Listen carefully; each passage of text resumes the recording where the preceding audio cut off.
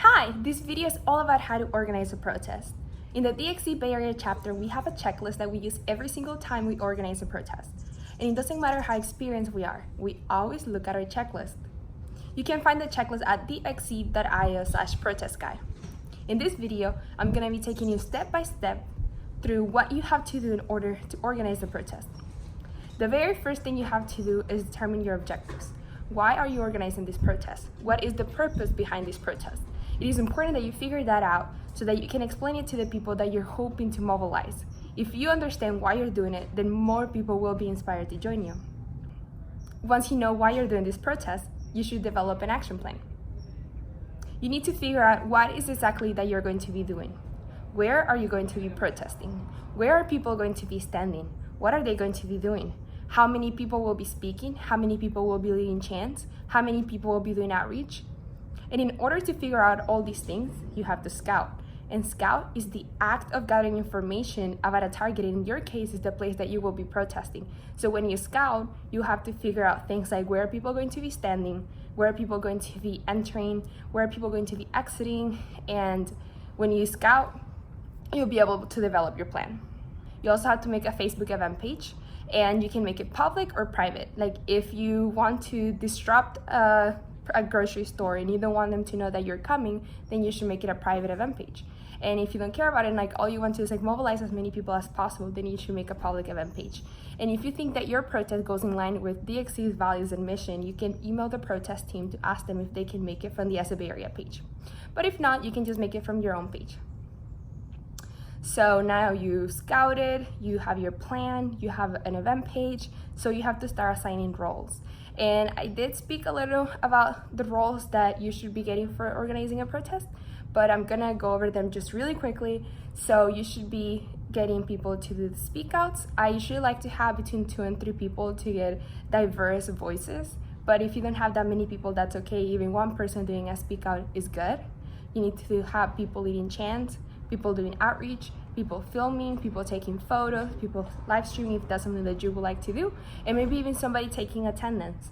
And depending on what your action plan, maybe you'll need more roles. Maybe you're organizing a little bit of a march, so you will need people to be street marshals. Or you have a very specific role about people holding big letters, so maybe you want to assign those roles ahead of time. And when you're assigning roles, you should explain to people what the role is and make sure that they understand what they will be doing ahead of time, because sometimes people can commit to a role because they don't understand what it is, and then they'll cancel last minute because they committed to something that they were not sure. So once you assign your roles and you have your plan and you scout it, you should prepare your materials.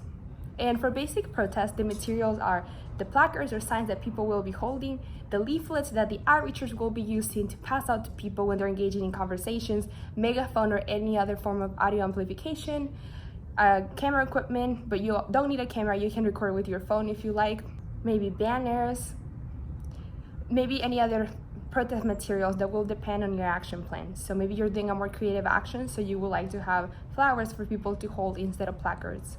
Or maybe you want to have big letters, big banners, whatever it is, it's going to depend on your action plan. And if you ever would like to use DXC's materials, you can do so. We have a lot of materials available for people to use during their protests, and most of them are at our storage unit.